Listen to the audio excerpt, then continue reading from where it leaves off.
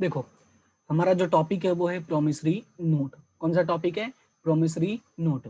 देखो, इसके पहले हम लोगों ने बेसिक्स में ये देखा था कि हम लोगों के पास 3 नेगोशिएबल इंस्ट्रूमेंट होते हैं, जिसमें से पहला हमारा कौन सा है? Promissory note. तो आज हम लोग स्टार्ट करते हैं प्रोमिसरी नोट के बारे में और उसके बारे में जो भी बेसिक इंफॉर्मेशन है वो देखते हैं। सबसे पहला चीज इसका है डेफिनेशन, कि प्रोमिसरी नोट एक्चुअली होता क्या है। तो यहाँ पे देखो लिखा हुआ है, अ promissory note is an instrument in writing. देखो क्या लिखा है, बेसिकली एक ऐसा इंस्ट्रूमेंट है जो राइटिंग में होता है, not being a bank note और अ करेंसी नोट। याद रखना है कि बैंक नोट को और करेंसी नोट को इंक्लूड नहीं करना है। ओके, तो मतलब क्या हुआ, फिर से समझो। Promissory note is an instrument in writing, not being a bank note और a currency note, containing an unconditional undertaking. याद रखना है कि इसके अंदर अनकंडीशनल चीजें होती हैं। अगर तुम कंडीशंस रख दोगे तो वो प्रोमिसरी नोट नहीं बनता है। तो याद रखना है, containing an unconditional undertaking sign by the maker. याद रखना, साइन बाय द मेकर। इसमें जो मेकर होता है वो खुद पहले साइन करता है, टू पे अ सर्टेन सम ऑफ मनी। याद रखना कि यहाँ पे जो पैसे होते हैं वो फिक्स होते हैं, सर्टेन। जिस जिस वर्ड पे मैं यहाँ पे लाइन ये कलर कर रहा हूँ ना, याद रखना कि ये एमसीक्यूज में पूछ सकते हैं कि instrument should be in writing, it should be unconditional, right, it should be signed by the maker and there should be a certain sum of money. Only to, अब याद रखना किसको पे करना है, only to or to the order of a certain person. देखो, या तो जिसके नाम का ऑर्डर हो उसको देना है, और to the bearer of the instrument, या तो जिस भी पर्सन के पास वो इंस्ट्रूमेंट होगा। मतलब ये हुआ कि अगर मेरे पास है, मैं आता हूं तो मुझे पैसे मिल जाएगा, तुम्हारे पास है तुम जाओगे तो तुम्हें पैसे मिल जाएगा। ठीक है, तो ये हो गया तुम्हारा डेफिनेशन। और सबसे जो इंपॉर्टेंट पॉइंट है दूसरा, वो याद रखना है कि इसका जो डेफिनेशन दिया गया है वो है सेक्शन 4 में। याद रखना कि प्रोमिसरी नोट के बारे में कहां बात किया गया है, सेक्शन 4 में। ये भी देखो इंपॉर्टेंट है, इस क्लास के लिए जरूरी है तुम्हें पता होना कि भाई प्रोमिसरी नोट, तुम्हारा फिर बिल ऑफ एक्सचेंज और चेक, इन तीनों के बारे में कौन से सेक्शन में बात की गई है, 4, 5, 6। मैं भी बता देता हूँ, याद है जैसे मैंने सीक्वेंस में बताया था वही सीक्वेंस याद रखना है, पी बी सी, 4, 5, 6। पी जो है वो आपका है 4, और जो बी है वो है 5, और सी है वो है 6। ठीक है, अगर याद कर लेते हो तो अच्छी बात है। अब आगे बढ़ते हैं और समझते हैं नेक्स्ट पॉइंट। नेक्स्ट आगे लिखा है, the person who signs the contract, sorry signs the instrument of promises to pay is called the maker. अब याद रखना है कि जो पर्सन यहाँ पर साइन करता है, ठीक है, मैंने यहाँ पे देखो पहले ही बोला it is signed by the maker, यानी जो पर्सन यहाँ पे साइन करता है और प्रॉमिस करता है to pay will be known as a maker. Second thing, he is the debtor and must sign the instrument. याद रखना है, सबसे जो बड़ी बात है यहाँ पर याद रखने वाली ये है कि यहाँ पर जो हमारा इंस्ट्रूमेंट होता है वो डेटर बनाता है। ठीक है, ये जो हमारा प्रोमिसरी नोट है वो कौन बनाता है, वो डेटर बनाता है, यानी डेटर खुद लिख कर देता है कि भाई मैं प्रॉमिस करता हूं कि मैं तुम्हारे पैसे तुम्हें इस तारीख को इस इतने रुपए में तुम्हें पे कर दूंगा या लौटा दूंगा। राइट, तो याद रखना है कि यहाँ पे जो साइन करने वाला है बेसिकली वो कौन होता है, डेटर होता है। आगे लिखा है, the person who will receive money, यानी कि बेसिकली हम किसकी बात कर रहे हैं, क्रेडिटर की बात कर रहे हैं, will be known as a pay. याद रखना है, the person who receive money यानी creditor is called payee. Okay, तो ये तुम्हें याद रखना है। दो चीजें हैं कि मेकर और पे। मेकर का मतलब यहाँ पे जो पर्सन साइन करता है या जो पर्सन प्रॉमिस करता है पे करने के लिए, बेसिकली हम उसको डेटर भी बोल सकते हैं। और यहाँ पे वो पर्सन जो पैसे रिसीव करने वाला है उसको हम पेई बोलते हैं, और सेकेंड लैंग्वेज में हम उसको क्रेडिटर भी बोल सकते हैं। ओके, ये था हमारा बेसिक इंफॉर्मेशन कि यहाँ पर क्या होता है प्रोमिसरी नोट। अब चलते हैं थोड़ा इसेंशियल्स देखते हैं कि इसेंशियल्स में क्या क्या चीजें हैं। देखो, जैसा मैंने पिछले क्लास में तुम्हें समझाया था कि वहां की इसेंशियल्स लगभग हर जगह तुम्हें देखने को मिलेंगे, तो याद रखना है कि कुछ न कुछ इसेंशियल्स तुम्हें हर जगह मैच होगा ही। तो यहाँ पे समझते हैं, यहाँ पे लिखा है, from the about definition it is apparent that an instrument intended to be a promissory note must fulfill the following essential elements। देखो क्या लिखा है कि अगर, देखो from the above definition it is apparent, ये साबित होता है या दिखता है, that an instrument intended to be a promissory note, अगर एक प्रोमिसरी नोट मतलब किसी भी इंस्ट्रूमेंट को प्रोमिसरी नोट बनना है या उसके जैसा दिखना है तो क्या करना होगा, it should satisfy, right, it should satisfy or it should must fulfill the following essential elements। इसमें पहला है राइटिंग, क्या लिखा है, the instrument must be in writing, mere oral engagement to pay is not enough. जैसे अगर मैं तुम्हें ऐसे ही प्रॉमिस कर देता हूं कि आई प्रॉमिस यू टू पे ₹5,000, देखो प्रॉमिस तो मैंने यहां पर भी किया है, प्रॉमिसरी नोट तो बोल दिया ना मैंने, but it is not allowed. तो याद रखना है it should be in a writing. Even तुम टाइप भी कर सकते हो, ओके, टाइप होगा तो भी चलेगा क्योंकि वो भी क्या है, रिटन फॉर्म ही माना जाता है, लेकिन ओरल में नहीं होना चाहिए, ये याद रखना है। सेकंड में लिखा है sign by the maker, the instrument must be sign by the maker of it, otherwise it is incomplete and is of no effect. याद रखना है कि अगर वो साइन नहीं किया है, मतलब यानी जो मेकर है अगर उसने साइन नहीं किया है, सो इस ये इनकम्प्लीट है और इसका कोई वैल्यू नहीं है, नो इफेक्ट, क्योंकि तुम प्रूफ ही नहीं कर पाओगे ना कि लिखा किसने है। उसके बाद आगे लिखा है signature includes a signature in a pencil और rubber stamp, impression of a facsimiles. तो यहाँ पे देखो क्या लिखा हुआ है, यानी कि जो अलग अलग चीजें होती हैं तुम्हारे पास तरीके अलग अलग हैं, तो तुम अलग अलग तरीकों से साइन यहाँ पे डिनोट कर सकते हो। ओके, यहाँ पे जो फेसिमिल का मतलब है प्रतिलिपि, यानी मतलब कि इसको मतलब बोल सकते हैं कि कोई शेडो टाइप का या कोई स्टैम्प टाइप का। ओके, फिर आगे लिखा है यहाँ पे प्रॉमिस टू पे, द इंस्ट्रूमेंट मस्ट कंटेन। अब देखो यहां से जितने भी पॉइंट आएंगे, ये ऊपर वाले एक दो पॉइंट तो सिंपल थे जो तुम्हें लगभग हर जगह दिखा था, लेकिन यहां से जो आएगा वो अब इंपॉर्टेंट है। प्रॉमिस टू पे, the instrument must contain in undertaking, याद रखना क्या हो, मस्ट कंटेन इन अंडरटेकिंग और प्रॉमिस टू पे, याद रखना इसके अंदर इंक्लूड होना चाहिए कि तुम प्रॉमिस कर रहे हो पे करने के लिए। इन सच a promise to pay must be expressed, और ये जो तुम प्रॉमिस कर रहे हो पे करने के लिए ये एक्सप्रेस्ड होना चाहिए। It should not be implied और इन्फर्ड, यानी it can not be implied, मतलब इंप्लाइड नहीं होना चाहिए कि ऐसा नहीं, ठीक है पैसे लिए हैं तो दे ही दूंगा ना, ठीक है मैंने बोल तो दिया ही है ना, इशारा तो कर ही दिया था, सामान लिया है बोला है दे दूंगा नेक्स्ट मंडे तक, ऐसा टाइप का नहीं होना चाहिए। इट शुड बी एक्सप्रेस्ड, यानी उसमें क्लियर मेंशन होना चाहिए। तो यहाँ पे देखो कुछ एग्जाम्पल भी लिखा है, example where Z said in a document we shall order the borrowed money to be repaid. देखो यहाँ पे क्या लिखा है, we shall order the borrowed money to be repaid, it was held that it was not promissory note. देखो यहाँ पे कहीं भी प्रॉमिस नहीं किया हुआ है, कहीं भी प्रॉमिस वर्ड नहीं लिखा है, क्या लिखा है,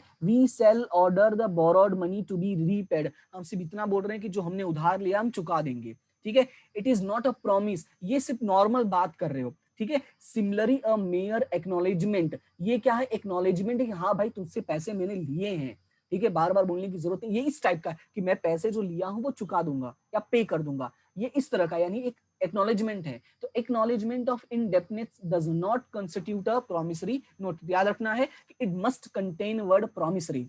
आगे और एग्जांपल लिखा है IOU, ठीक है, जो ये मैंने कल एक्सप्लेन किया था, IOU ₹500, this is not an express promise to pay but simply an admission of indefinite, मतलब यहाँ पे सिर्फ एक्सेप्ट कर रहा है वो पर्सन कि हाँ मैंने तुमसे पैसे लिए हैं, so it is also not a promissory note. Okay, clear, इतना दो एग्जांपल। अब उसके बाद आगे देखो यहाँ पे कुछ और भी लिखा हुआ है, the following are promissory note, ये सारे प्रॉमिसरी नोट है, कौन कौन से, I promise to pay B और ऑर्डर ₹500, राइट, यहाँ पे देखो अमाउंट भी कंफर्म है। फिर आगे लिखा है I acknowledge myself to be indebted to B in ₹1,000 to be paid on demand for value received. देखो यहाँ पे एक्नॉलेज वर्ड लिखा है लेकिन क्लियरली बोला है to be paid on demand for value received, यानी मैं तुम्हें पे कर रहा हूं, यानी जो भी वैल्यू मैंने रिसीव किया है उसके बदले में, क्लियरली मेंशन है, that's why it is a promissory note. अब उसके बाद नेक्स्ट है अनकंडीशनल। तो जो हमने डेफिनेशन पढ़ा है उसमें क्लियर मेंशन था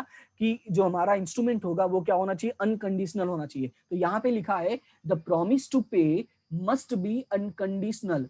अब इसमें देखते एग्जाम्पल में क्या लिखा है, examples, I promise to pay B ₹1,000 on the date of his marriage, ठीक है। अब यहाँ पे देखो बोल रहा है कि वो शादी करेगा तो ही पे करोगे, तो ये तो भाई कंडीशन वाला हो गया, अगर वो शादी नहीं करेगा तो तुम पे नहीं करोगे, राइट। उसके बाद सेकंड में लिखा है आई promise to pay B ₹500 at my convenience, यानी जैसा मुझे, जब मुझे सही लगेगा तब मैं पे करूंगा, तो ये भी क्या है, कंडीशन है। उसके बाद थर्ड में क्या लिखा है, आई प्रॉमिस टू पे बी ₹500 और रिसीविंग गुड्स फ्रॉम हिम। अब देखो इसमें भी कंडीशन है कि जब मैं उससे रिसीव करूंगा तब मैं पे करूंगा, so it is an condition. तो जब भी कंडीशन होगा तो वो तुम्हारा नेगोशिएबल इंस्ट्रूमेंट नहीं होगा, यानी प्रॉमिसरी नोट नहीं होगा। उसके बाद आगे लिखा है these are conditional promises note. अब देखो कुछ चीजें याद रखनी है, the following stipulations are however not considered to be conditions, लेकिन कुछ चीजें होती हैं उनको वहां पे स्टिपुलेशंस होते हैं, ठीक है, जिसको हम कंडीशंस नहीं मानते। वो क्या है, वहां पे ये देखो,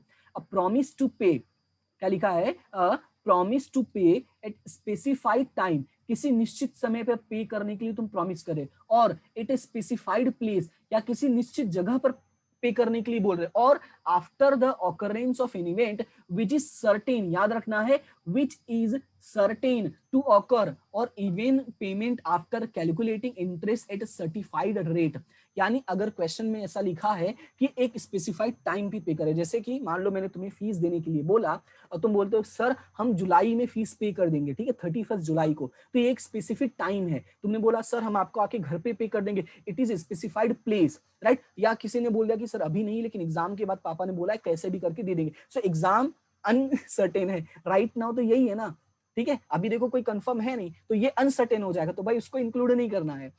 to occur even payment after calculating interest, या तो जैसे कभी हमने किसी को पैसे दिए हैं तो अगर कोई इंटरेस्ट कैलकुलेट करके पे कर रहा है तो वो भी क्या है, फिक्स है। तो याद रखना है कि ये सारी चीजें कंडीशंस में नहीं आती हैं। So the following stipulations are however not considered to be conditions. अब देखो यहाँ पे मैं इन सब चीजों पे तुम्हें जोर दे के क्यों समझा रहा हूँ, क्योंकि यहाँ पे जब हमें एमसीक्यूज पूछेंगे तो डेफिनेटली वो घुमा फिरा के ये वर्ड्स लिखेंगे कि इनको भाई हम कंडीशंस मानते हैं या नहीं मानते, तो तुम्हें पता होना चाहिए। दैट्स वाई मैं जो भी वर्ड्स हैं वो तुम्हें क्लियरली एक्सप्लेन करने की कोशिश कर रहा हूँ। तो अब यहाँ तक किसी को कोई डाउट है तो बोलो। यहाँ पे देखो, यहाँ पे कुछ एग्जाम्पल्स लिखा है, examples, I promise to pay B ₹1000 on 15 November 1980। Okay, तो यहाँ पे क्लियरली डेट मेंशन है, ओके, कि 15 नवंबर को पे करने वाला है, तो भाई ये डेट फिक्स है। फिर आगे लिखा है I promise to pay B ₹1000 on demanded Jaipur, clearly mention है। फिर आगे लिखा है I promise to pay B ₹1000 10 days after his father's death। अब देखो, अब इसमें भले फादर्स डेथ लिखा हुआ है, लेकिन ये भी क्या है, सर्टेन है। जैसे कभी कभी होता है ना, कुछ कॉन्ट्रैक्ट्स होते हैं या समझ लो जायदाद वायद टाइप का कुछ होता है, जब लॉ होता है तो उसमें क्या बोलते हैं, जब तुम्हारे बाप के मरने के बाद ही तुम्हें मिलेगा, राइट। तो समथिंग अगर समथिंग उस टाइप का है तो भाई ये तो फिक्स है ना, कि ये जो यहाँ पे मैंने इवेंट बोला है ये तो कंफर्म है कि होगा ही होगा, आज नहीं तो कल होगा ही होगा, राइट। सो इट मीन्स कि अगर कोई इवेंट सर्टेन है तो वहां पे अप्लाई होगा कि वो प्रोमिसरी नोट है। So these are all valid promissory notes. Okay, अभी आगे बढ़ते हैं, नेक्स्ट पॉइंट है हमारा डेफिनिट। अब इसमें लिखा है the maker of the instrument must be certain and definite, यानी जो डॉक्यूमेंट का मेकर है, डॉक्यूमेंट जो बना रहा है वो फिक्स होना चाहिए, सर्टेन और डेफिनिट होना चाहिए। उसके बाद लिखा हुआ है stamped, a promissory note must be duly stamped according to the Indian stamp act. जैसा हम लोगों ने देखा है कि जब भी हम कोई काम करते हैं, लीगली काम होता है, तो वहां पे स्टैम्प की जरूरत पड़ती है, और स्टैम्प हमें अकॉर्डिंग टू जो भी हमने डॉक्यूमेंट्स बनवाए उसके अकॉर्डिंग स्टैम्प करवाना पड़ता है, राइट। जैसे हमने देखा कभी कभी ₹5, ₹10, ₹50, ₹100 ऐसे स्टैम्प्स होते हैं, तो यहाँ पर भी सेम ही बोला है कि हमें इंडियन स्टैम्प एक्ट के अकॉर्डिंग फॉलो करना है, और जितने का अमाउंट होगा उसके अकॉर्डिंग हमें स्टैम्प लगाने की जरूरत पड़ती है। फिर आगे लिखा है सर्टेन सम ऑफ मनी।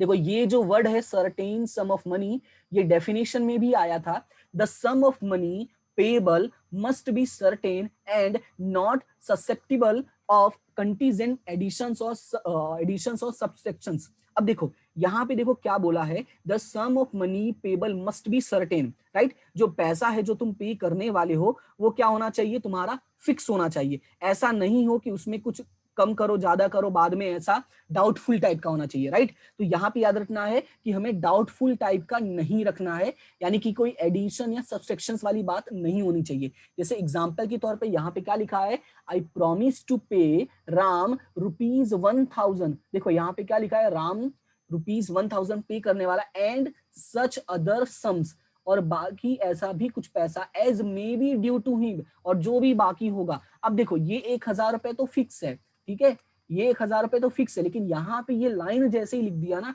इस लाइन को लिखने की वजह से प्रॉब्लम हो गया। And such other sums as may be due to him. तो अब तुम्हें थोड़ी पता कितना अमाउंट है, तो यहाँ पे ये अनसर्टेन हो गया। दूसरा चीज आगे लिखा है, the above instrument is not promissory note as the amount to be paid is not made certain. जो मैंने क्लियर एग्जांपल रीजन दिया आपको कि यहाँ पे ये क्लियर नहीं लिखा है कितना पैसा बाकी है। फिर आगे बढ़ते हैं, आगे लिखा है प्रॉमिस टू पे मनी ओनली। याद होगा मैंने कहा था सिर्फ इंडियन मनी में ही पे करना है, तो ये याद रखना है कि सिर्फ और सिर्फ पैसे ही पे करने हैं। The payment must be in the legal tender money of India. कैसा होना चाहिए? Legal tender money of India. Example के तौर पे, I promise to pay in a certain quantity of rice और व्हीट। अगर क्वेश्चन में ऐसा लिखा है कि भाई वो राइस और व्हीट पे करने वाला है, क्या ये अलाउड है? तो ये अलाउड नहीं है, क्योंकि क्लियरली बोला है कि मनी ऑफ इंडिया होना चाहिए, टेंडर मनी ऑफ इंडिया। दूसरा लिखा है आई प्रॉमिस टू पे, अब ये जो भी करेंसी हो, आई थिंक पाउंड में कंसिडर होता है, तो चलो यहाँ पे because I am not exactly sure, तो यहाँ पे $50 में समझ लेता हूँ। ओके, तो यहाँ पे क्लियरली इंडियन रुपीज नहीं है। ओके, फिर आगे लिखा है both the above instruments are not promissory notes because the payment is not in Indian currency. याद रखना इंडियन करेंसी में ही होना चाहिए। मैंने जब इसेंशियल्स वाले हम लोग पॉइंट स्टार्ट किया था, सिर्फ नेगोशिएबल की इसेंशियल्स क्या थे, तो वहां पे मैंने क्लियरली मेंशन किया था कि अगर तुम किसी अदर कंट्री के मनी में पे कर रहे हो, ठीक है, टेंडर में पे कर रहे हो, जैसे तुम अमेरिका यानी पाउंड में, सॉरी डॉलर में पे कर रहे हो, पाउंड में पे कर रहे हो, या चाइनीज येन में पे कर रहे हो, ठीक है, तो तुम्हारा वो अलाउड नहीं है, सिर्फ इंडियन रुपीज ही होना चाहिए। फिर आगे लिखा है सर्टेन पर्सन। अब देखो यहाँ पे क्या लिखा है, the money must be payable to a definite person और अकॉर्डिंग टू हिज ऑर्डर। यानी जिस भी पर्सन को पे करने वाले हो वो डेफिनेट होना चाहिए, फिक्स होना चाहिए, और अकॉर्डिंग टू हिज ऑर्डर, या तो उसके अकॉर्डिंग होना चाहिए। द पेई में समटाइम्स बी मिसनेम्ड। देखो यहाँ पे एक चीज और लिखा है, द पेई यानी जो पैसे रिसीव करने वाला है मे बी मिसनेम्ड और refer to by his official designation only, और it may be possible सिर्फ उसके ऑफिशियल डेजिग्नेशन से नाम लिखा हो, but so long as the intention to denote the pay is certain. लेकिन अगर उसके अंदर जो मेंशन भी किया, जो भी मेंशन किया है, चाहे मिस नेम्ड हो, ठीक है, या उसका ऑफिशियल डेजिग्नेशन हो, जब तक ये इंटेंशन है कि भाई वो सर्टेन है, ये पर्सन फिक्स है, the note is valid one, तो वो नोट वैलिड वन माना जाएगा। ओके, फिर आगे लिखा है evidence is admissible to show who the payee really is. लेकिन यहाँ पे बोला है कि भाई एविडेंस तुम्हें दिखाना पड़ेगा कि एक्चुअली में है कौन, ठीक है। जैसे अगर मिस नेम्ड है या ऑफिशियल डेजिग्नेशन लिखा तो तुम्हें शो करना पड़ेगा कि पर्सन एक्चुअली में वही है कि नहीं, तो यहाँ पे प्रूफ हमें दिखाना पड़ेगा। उसके बाद आगे लिखा है the promissory note may be payable on demand और after a definite period of time. याद रखना the promissory note may be payable on demand और after a definite period of time. जो प्रॉमिसरी नोट है वो डिमांड पर भी पे कर सकते हो और after a definite period of time, या तो किसी फिक्स टाइम के बाद भी तुम पे कर सकते हो। उसके बाद जो नेक्स्ट और लास्ट है the reserve bank of India. यहाँ पे याद रखना the reserve bank of India act prohibits the creation of a promissory note. याद रखना कि जो हमारा आरबीआई है वो प्रोहिबिट करता है, यानी रोकता है, क्या रोकता है? Creation of a promissory note payable on demand to the bearer. यानी बेरर वाला जो है प्रॉमिसरी नोट वो अलाउड नहीं करता, क्योंकि बेरर वाला जो प्रॉमिसरी नोट होता है वो सिर्फ इंडियन करेंसी ही होती है, और वो कौन बनाता है? सिर्फ हमारा RBI, reserve bank of India, या तो गवर्नमेंट ऑफ इंडिया, ठीक है। अगर तुम लोगों ने कभी ध्यान नहीं दिया होगा तो अगर 10 रुपए का नोट भी हो तो उस पर देखोगे तो वहां पे दोनों ही हिंदी और इंग्लिश लैंग्वेज में लिखा रहता है, राइट। तो वो क्या होता है? प्रॉमिस होता है। वहां पे देखो मैं वचन देता हूं करके लिखा है, आई प्रॉमिस लिखा रहता है, राइट। तो याद रखना कि वो जो बेरर होता है वो सिर्फ कौन बना सकता है? हमारा reserve bank of India and government of India. तो ये था टोटल इसेंशियल्स। तो अगर अब इसमें किसी को भी कोई प्रॉब्लम हो तो बोलो। देखो, एक पर्सन होता है जो गुड्स सेल करता है, और एक पर्सन होता है जो गुड्स परचेस करता है। ओके, तो यहाँ पे जिस पर्सन ने गुड्स सेल किया है वो बोलता है कि भाई मेरे पैसे पे करो, राइट। वो अपने पैसे की डिमांड करे, और किससे डिमांड करेगा? जिसने परचेस किया है, और जो परचेस किया है वो हमारा कौन होता है? कस्टमर, ठीक है। वो हमारा कौन होता है? कस्टमर। तो जो ये हमारा प्रॉमिसरी नोट है, प्रॉमिसरी नोट के केस में यानी ये जो कस्टमर होता है वही एक डॉक्यूमेंट प्रिपेयर करता है, यानी कि इंस्ट्रूमेंट प्रिपेयर करता है, और इस इंस्ट्रूमेंट में जो भी रिक्वायरमेंट वाली चीजें होती है वो लिखता है कि भाई मैं तुम्हारे पैसे पे कर दूंगा। तो याद रखना है कि ये जो पर्सन है यानी ये जो कस्टमर है जो प्रिपेयर कर रहा है उसी को हम क्या बोलते हैं, मेकर बोलते हैं, ठीक है, क्योंकि यहाँ पे कस्टमर ही प्रिपेयर करेगा और ये नोट बाद में इसको दे देगा, राइट। तो यहाँ पे ये जो पर्सन यानी जो पैसे रिसीव करने वाला है इसको हमने नाम दिया है पेई, ठीक है, या दूसरा नाम हमने क्या दिया है, क्रेडिटर। ओके, तो ये याद रखना है कि यहाँ पे जो पर्सन प्रिपेयर करता है, जो इंस्ट्रूमेंट है वो प्रिपेयर करता है वो होता है मेकर, और जो पैसे रिसीव करने वाले जिसने ये गुड्स सेल किया था वही पैसे रिसीव करेगा, तो वो हो जाता है पेई। ओके, क्लियर है। देखो स्पेसिमेन में क्या लिखा है, एनी स्पेसिफिक फॉर्म और style is not necessary for drafting a promissory note as long as it satisfies all the essential elements of a promissory note. देखो कहीं भी कोई भी प्रॉपर फॉर्म इसका नहीं है, स्पेसिफिक फॉर्म या स्टाइल मेंशन नहीं है, लेकिन इसने क्या बोला है कि जब तक भाई जो भी इसकी नेसेसरी एलिमेंट्स है यानी इसेंशियल एलिमेंट्स है अगर वो चीजें हैं तो वो तुम्हारा प्रोमिसरी नोट बन जाएगा। जैसे यहाँ पे एग्जांपल के तौर पे एक प्रोमिसरी नोट है और यहाँ पे देखो क्या है, एक पर्सन का एड्रेस दिया 126 टावर रोड सूरत 15 जनवरी 2019 ₹5,000। ओके, अमाउंट मेंशन है, सर्टेन फिक्स है, और यहाँ पे लिखा है on demand I promise to pay Ajay Desai of Navrangpura Ahmedabad. देखो यहाँ पे नाम भी मेंशन है, राइट, और order the sum of 5,000 rupees, देखो अमाउंट क्लियर मेंशन है 5,000 रुपीज विथ इंटरेस्ट एट 10%। अभी जैसा मैंने एक्सप्लेन किया था कि अगर परसेंटेज दिया है रेट पे करना, सॉरी इंटरेस्ट पे करना है तो वो भी सर्टेन में ही माना जाता है। ओके, तो 10% certain per annum for value received in cash, और सिग्नेचर किसने किया है, SD राम गोपाल। तो ये जो तुम्हारा राम गोपाल है ये क्या हो जाएगा, मेकर हो जाएगा, राइट, क्योंकि यहाँ पे सिर्फ मेकर का ही सिग्नेचर करना होता है। तो ये तुम लोगों का प्रोमिसरी नोट का स्पेसिमेन है, एक छोटा सा नमूना टाइप का है। ओके, अब अगर किसी को प्रॉब्लम है तो बोलो, और हमारा जो नेक्स्ट टॉपिक है वो बिल ऑफ एक्सचेंज होगा, वो मैं तुम लोग को नेक्स्ट क्लास में बता दूंगा, ठीक है।